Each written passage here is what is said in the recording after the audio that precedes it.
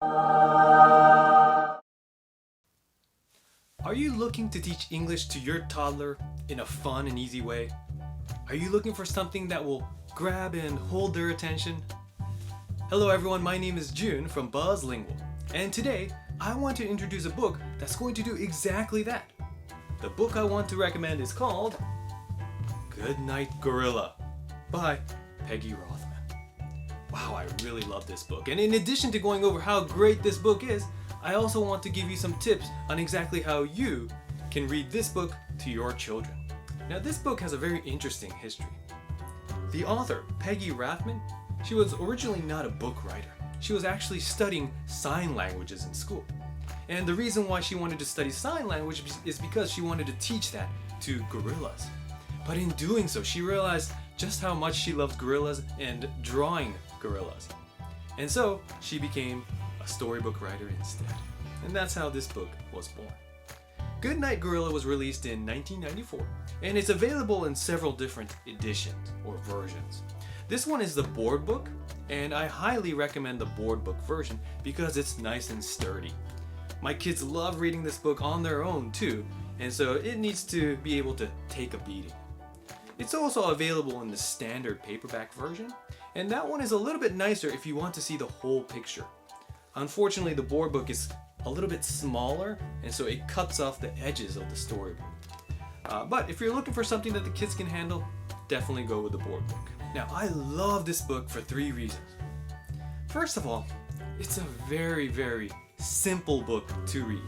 So for many of my viewers, you might be Japanese and you might not be very confident in your English ability. Well, don't worry. Anybody can read this. It's virtually wordless. And if you take a look at the whole thing, there's really only a few words that you need to know and be able to read. You have good, night, gorilla, deer, zoo, and 5 other animals. That's it. The second reason why I recommend this book is because it teaches kids animal names. And not just any animal names, but names that are difficult for Japanese people. For example, look at the title right here. We have gorilla, not gorilla. And this R sound is very difficult for Japanese people to sound out, so it's a great chance for you to practice the R sound. Gorilla. In addition, it's got other animals. For example, not zosan, but elephant. Not lion, but lion. Not kirin, but giraffe. Not hyena, but hyena. And not armadillo, but armadillo. So it teaches young kids the proper English names for these animals. Finally, the main character is a gorilla, and he's very, very mischievous. And guess what? Kids love that kind of thing. Just looking at the cover, you can tell how playful he is and how mischievous he is. And kids are really, really drawn to that. And throughout the book, he does a lot of mischievous things, but by the end, everything is back to normal, and the gorilla can go to bed happy. And that is a very happy concept for young children. And so that's why kids will really enjoy this book. Alright, so before I go over how you should be reading this book to your children, please take a look at this video where I read Good Night Gorilla to my son. Alright, Taito, today we're gonna read Good Night Gorilla. Look, what's he doing? Okay, you ready? Turn the page. Good night, gorilla. Wow, where's the balloon, Tito? Where's the balloon? Balloon. Nice. Ka-chang. Where's the balloon, Tito? Balloon. Okay, turn the page. Good night, elephant. Where's the balloon, Tito? Oh, balloon. Nice. Turn the page. Good night, lion. Hey, where's the balloon? Tito, where's the balloon? Where's the balloon? Where is it? That's the man, Tato. That's the lion and the elephant. And do you see the balloon? There it is. Open. Good night, hyena. Good night, giraffe.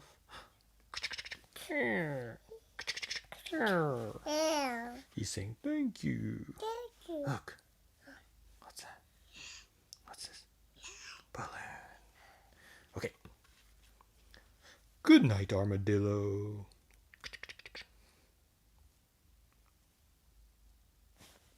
Balloon, yeah. Okay.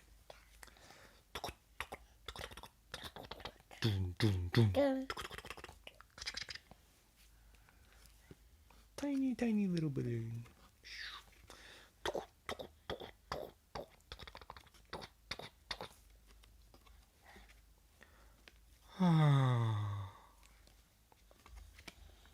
Good night, dear. Good night. Good night. Good night. Good night. Good night. Good night.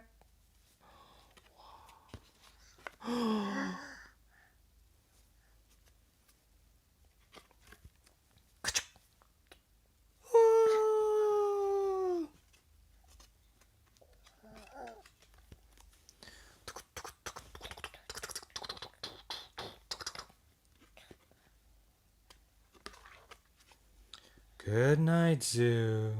Look, what's he saying?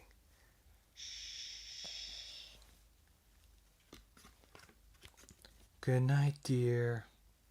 Good night. Good night, gorilla.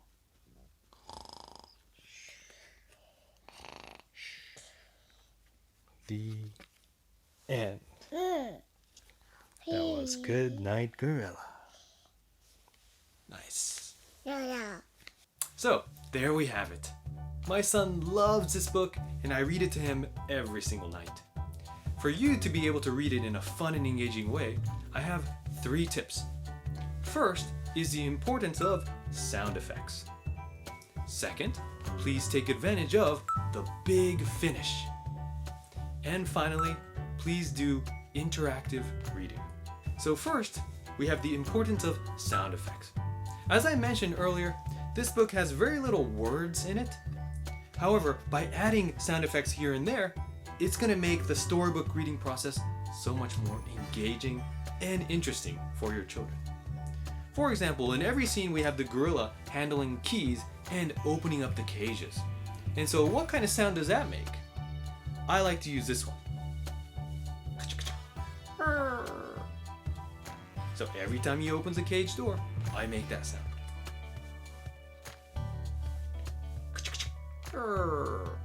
Like that. If you do that consistently, your kids are going to notice the pattern, and pretty soon they're going to be the ones doing that. And that's a great thing. Please get them involved in the storybook reading process. You can also add other noises. For example, in this scene, there are no text, but I always make sure I add something. For example, or what? Or oh no. You can mix it up, but please make sure that it's appropriate to the scene.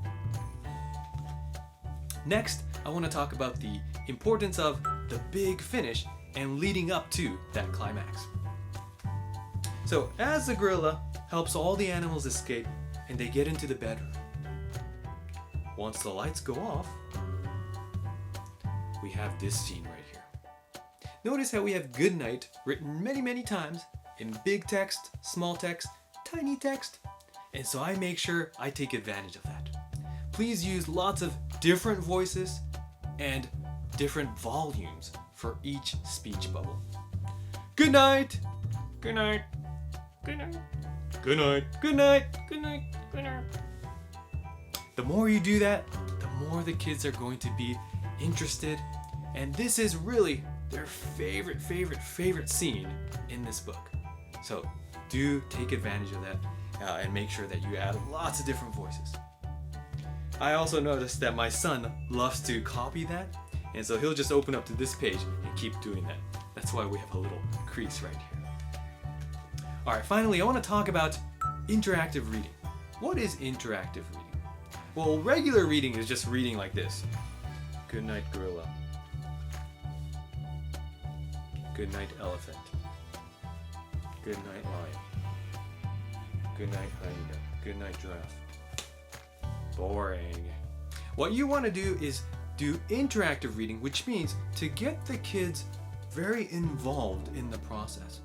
So in addition to reading what's on the pages, please also point their attention to other things in the book. This picture is so colorful, and there are a lot of hidden elements that allow you to do interactive reading very easily. For example, there is a balloon in every scene.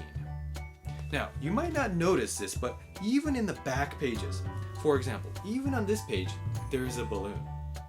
Can you spot it? Let me help you. The balloon is actually right here. It's so tiny, and you can just barely make out the string, but that's definitely the balloon right here. And so by searching for this balloon in every page, the kids are going to enjoy that. I suggest this phrase: where's the blank? So start from the beginning, and after you read, you can say, where's the balloon? There it is. So just use those two patterns. Where's the and there it is. Once the kids get used to the balloon and they can spot it in every scene, you can also do where's the banana? Yes, there's a banana in every page as well. So please use those pictures to do interactive reading and really get the kids interested and joining in on the fun. This book is perfect for 0 to 3-year-olds, but even older than that. As you can see, this book is very easy to read.